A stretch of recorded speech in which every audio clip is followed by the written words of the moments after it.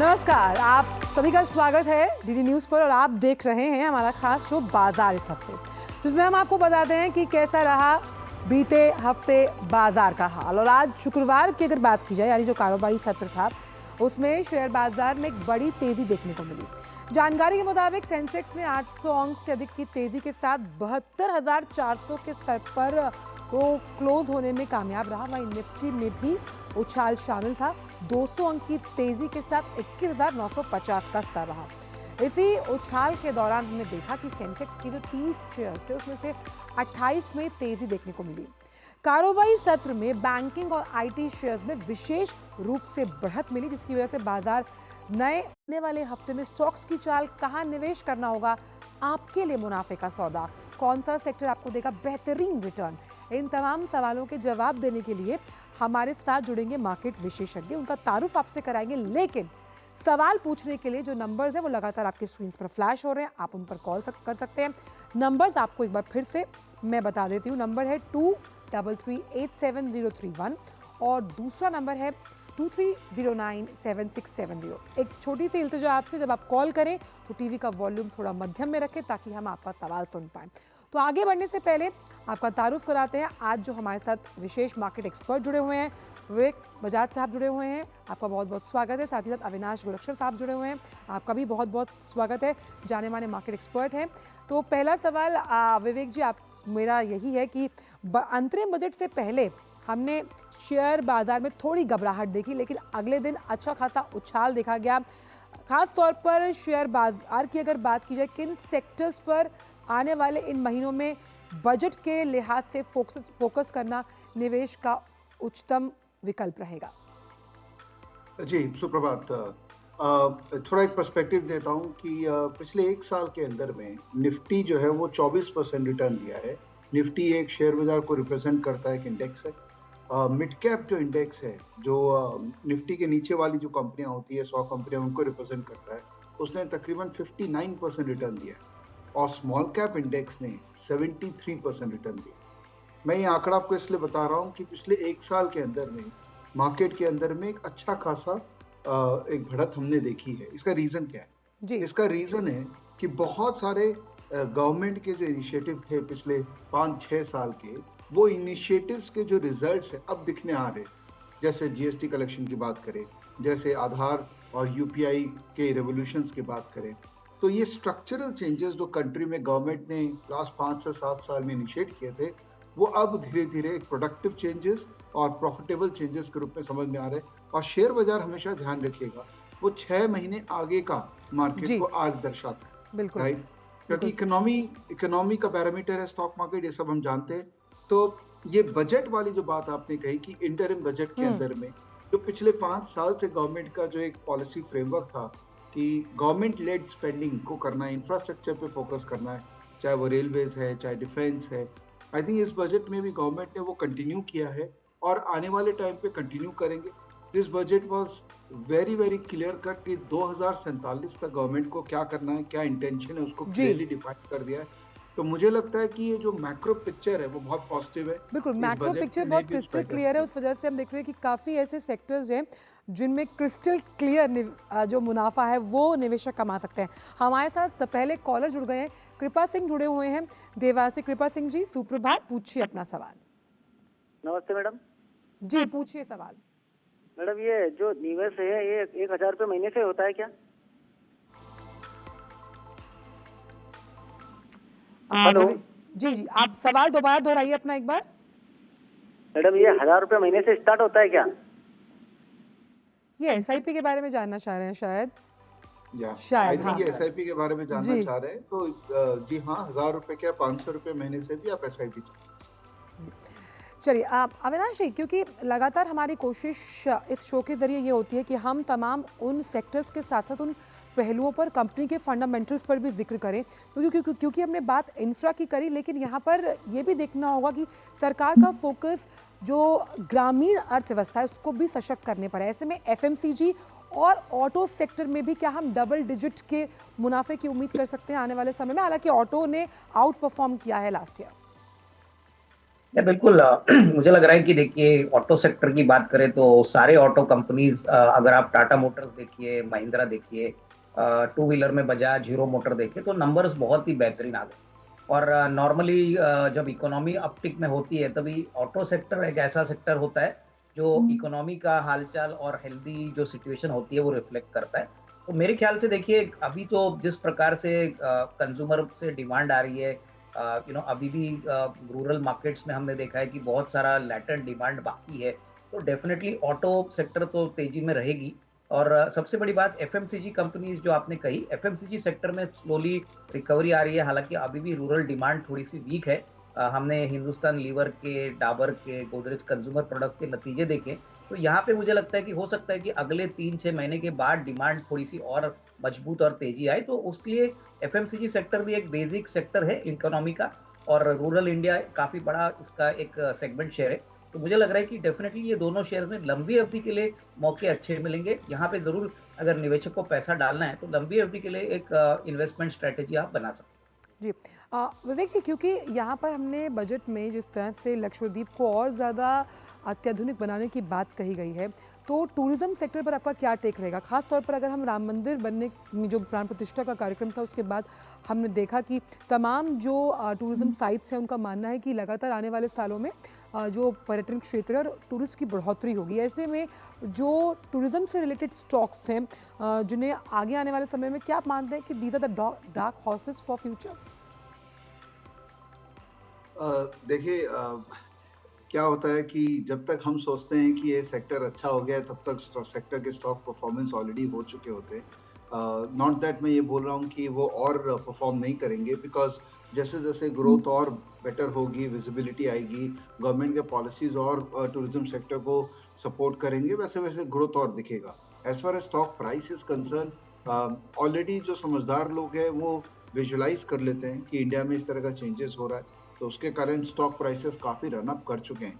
तो margin of safety जो है वो उतना अच्छा नहीं है जितना प्रॉब्ली 2 साल पहले था। हैविंग सेड दैट, मैं ये नहीं बोलता हूँ कि आपको नहीं इन्वेस्ट करना चाहिए, बट एक चीज को ध्यान रखिए कि जब भी आप इन्वेस्टमेंट करने की बात करते हैं तो मेंटली प्रिपेयर्ड रहिए कि वो स्टॉक कल 50% गिर भी सकता है। क्या आप उस गिरावट को सहन कर पाएंगे?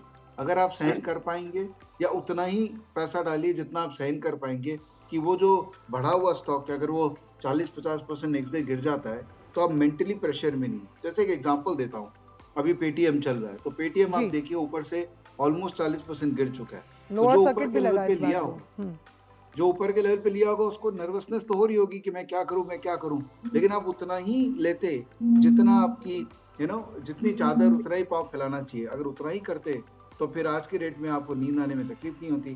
तो टूरिज्म सेक्टर भी वही है कि सब चीज काफी बढ़ चुकी है, तो क्वांटिटी कम रखिए और ग्रोथ तो डेफिनेटली इंडिया में। रिलीजियस टूरिज्म तो आई थिंक मुझे लगता है अब चालू ही हुआ है। इंडिया में ऐसे ऐसे रीजन्स डेवलप होने वाले हैं कि हम डेफिनेटली सरप्राइज हो जाएंगे कई साल बाद। बिल्कुल, और इनके जो अलाइड सेक्टर्स हैं उन पर भी चर्चा करेंगे, लेकिन फिलहाल बाजार इस हफ्ते में वक्त एक छोटे से ब्रेक का है। लगातार कॉल्स आप करते रहिए ताकि जो जानकारी आप शेयर मार्केट से जुड़ी हुई चाहते हैं वो हमारे विशेषज्ञ जुड़े हैं वो आपको दे सके। वक्त एक छोटे से ब्रेक का।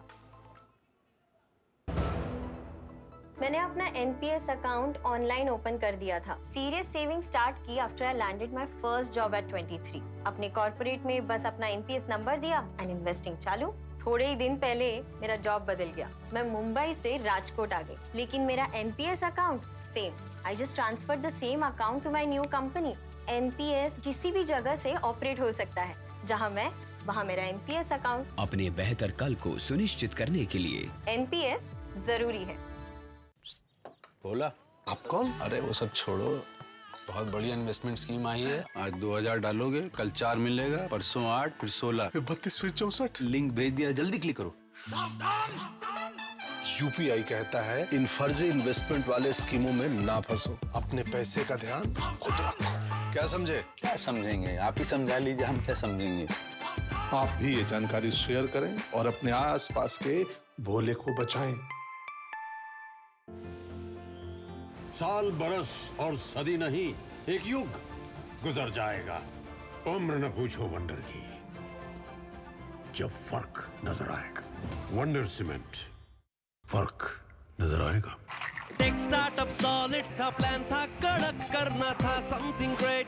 पर शुरू से प्रॉब्लम्स ने घेरा यूं कि बिजनेस हुआ अपना लम्बेट। बिजनेस गुरु की जरूरत थी खास, सीधे गए SBI स्टार्टअप ब्रांच पे तो खुल गया success. Startup advisory and support SBI startup branch पे। ब्रेक के बाद फिर स्वागत है। बाजार इस हफ्ते में लगातार हम कोशिश कर रहे हैं, जानकारी ले रहे हैं कि स्टॉक मार्केट में किस तरह रहेंगे तमाम सेक्टर्स परफॉर्म करने के लिए। हमारे साथ विवेक बजाज साहब और अविनाश जी जुड़े हुए हैं और एक कॉलर भी जुड़ गए हैं, मेहुल जुड़ गए हैं हमारे साथ गुजरात से। मेहुल जी सुप्रभात, पूछिए अपना सवाल। मेरा सवाल ये था। गुड मॉर्निंग मैडम जी, गुड मॉर्निंग, पूछिए।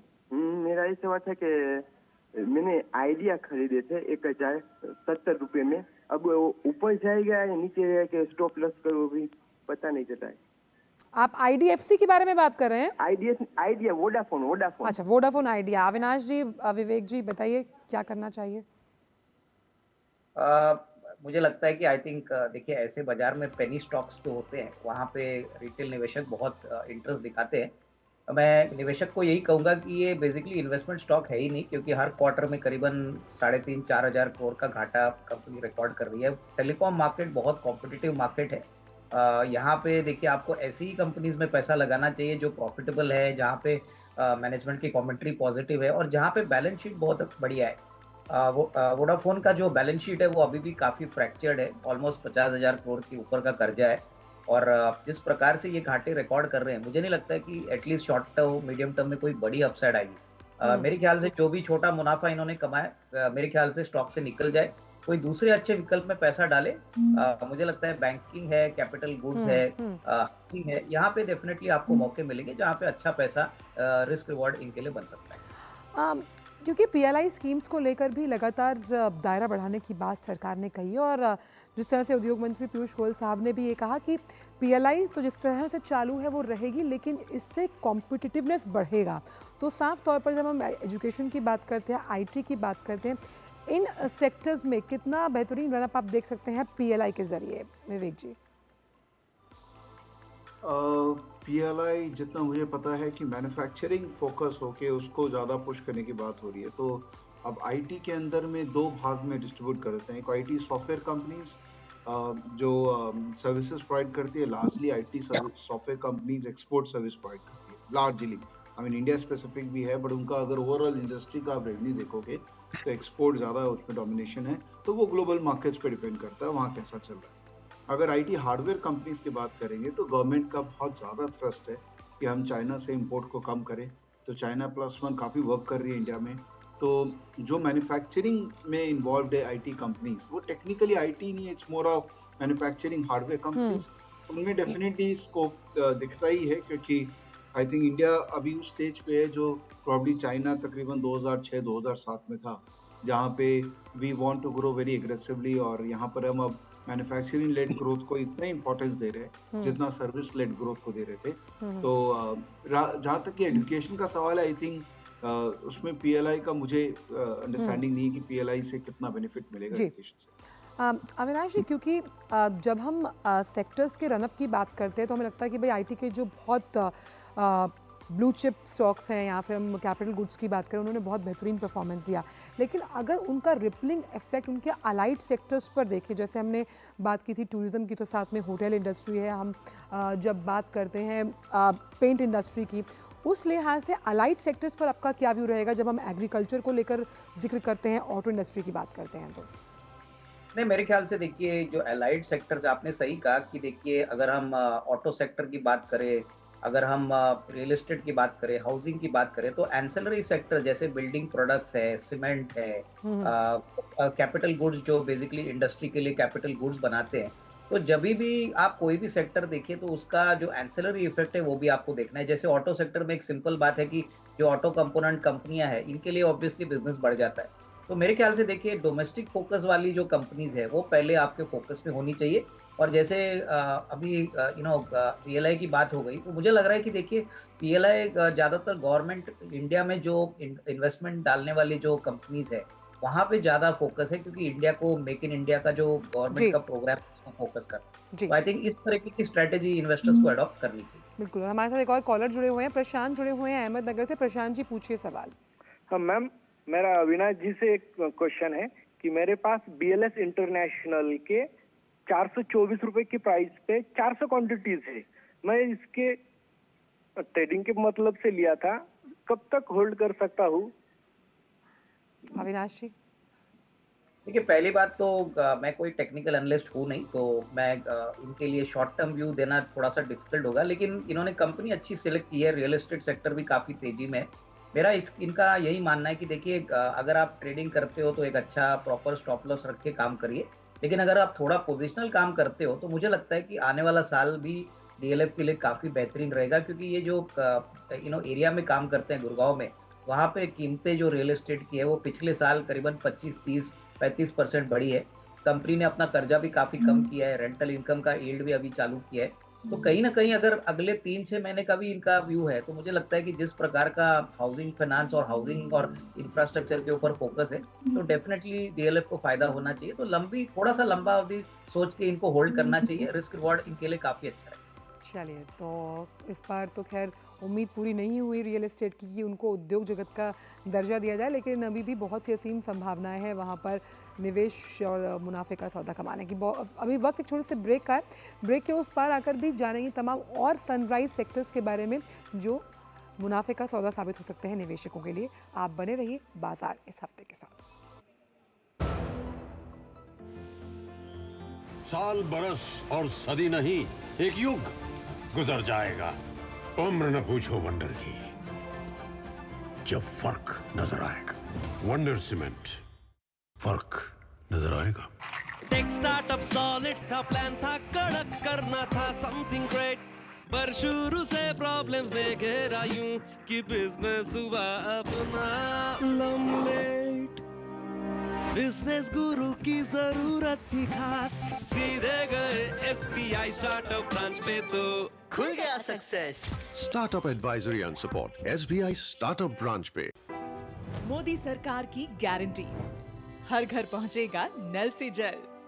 अब तक 13.5 करोड़ से अधिक नल कनेक्शन। हमारा संकल्प विकसित भारत। मार्केट में तो बहुत सारे टैक्स सेविंग इन्वेस्टमेंट्स हैं, लेकिन मेरी नजर में NPS से बढ़िया और कुछ नहीं। प्रेजेंटली जो मेरा बैंक अकाउंट है, उसी की नेट बैंकिंग ऐप के थ्रू मैंने अपना NPS ओपन किया। अब NPS के ऐप के थ्रू मेरी इन्वेस्टमेंट कितनी है, कितने रिटर्न्स मिल रहे हैं, बहुत इजीली ट्रैक हो जाता है। अब तो इसमें सिस्टमैटिक लमसम विड्रॉल का ऑप्शन भी आ गया है, व्हिच इज ग्रेट। अपने बेहतर कल को सुनिश्चित करने के लिए NPS जरूरी है। ब्रेक के बाद सभी का स्वागत है। बाजार इस हफ्ते में लगातार शेयर मार्केट से जुड़े एक्सपर्ट हमें जानकारी दे रहे हैं। विवेक साहब जुड़े हुए हैं, अविनाश जी जुड़े हुए हैं। विवेक जी, यहाँ पर अगर हम इस तरह से समझें कि सरकार ने इस बात पर बहुत तरीके से फोकस किया है कि जो तमाम सेक्टर्स का हमने जिक्र किया यहाँ पर, उसमें अगर जेस्टेशन पीरियड लंबा भी रहेगा तब भी जो निवेशक हैं वो लंबा निवेश कमा सकते हैं। जैसे अगर हम बात करते हैं पावर सेक्टर की, जिसमें एक लंबा समय जाता है एक पावर स्टेशन बनाने में या उससे जो ग्रिड्स हैं उन्हें लगाने में, इस तरह के सेक्टर्स को लेकर किस तरह का व्यू पॉइंट आप रखते हैं आने वाले फ्यूचर में?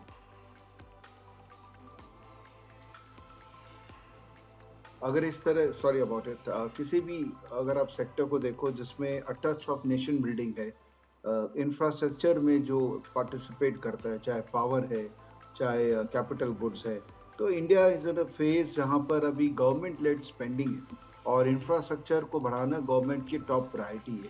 अगर आपने मैडम का स्पीच सुना होगा ऑनरेबल मिनिस्टर का, तो वहाँ पर भी उनके तरफ से बहुत बार ये यूजेज किया गया था कि उनको भारत को बनाना है 2047 के लिए तैयार करना। तो जो कंपनीज ऑनेस्टली इंफ्रास्ट्रक्चर डेवलपमेंट की जर्नी में पार्टिसिपेट करेगी, उनके स्टॉक प्राइस डेफिनेटली बढ़ेंगे।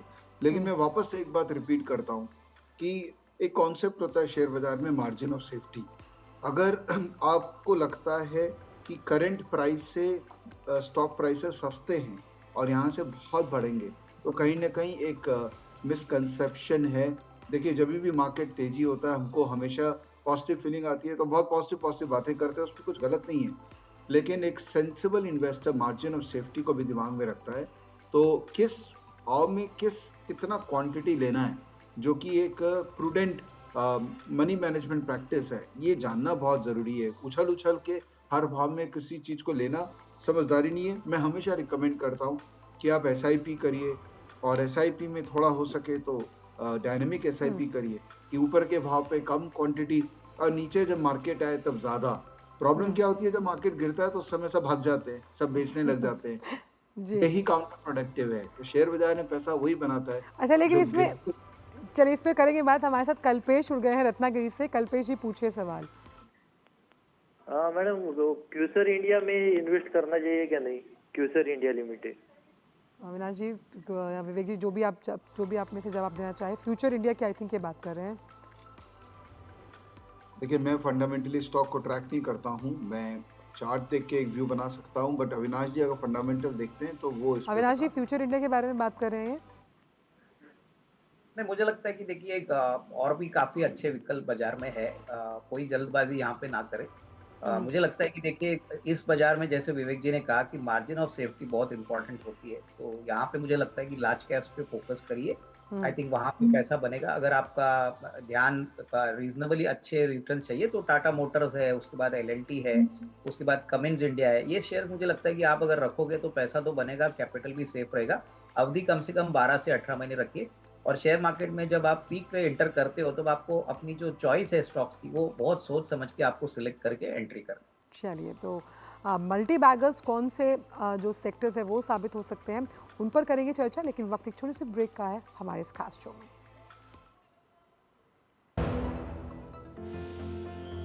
साल बरस और सदी नहीं, एक युग गुजर जाएगा। उम्र न पूछो वंडर की, जब फर्क नजर आएगा। वंडर सीमेंट, फर्क नजर आएगा। ब्रेक के बाद स्पीकर स्वागत। और चर्चा में हमारे साथ लगातार विवेक जी और अविनाश जी बने हुए हैं शेयर मार्केट पर। तो सवाल मेरा ये आप दोनों से ही है, पहले अविनाश जी आपसे, कि मल्टी बैगर्स की पहचान निवेशक कैसे कर सकते हैं? देखिए, पहली बात तो जब हम कोई भी शेयर खरीदते हैं, हम लोग ये सोच के खरीदते नहीं कि वो मल्टी बैगर हो जाएगा, तो ये पहली बात आपके निवेशकों को समझनी पड़ेगी।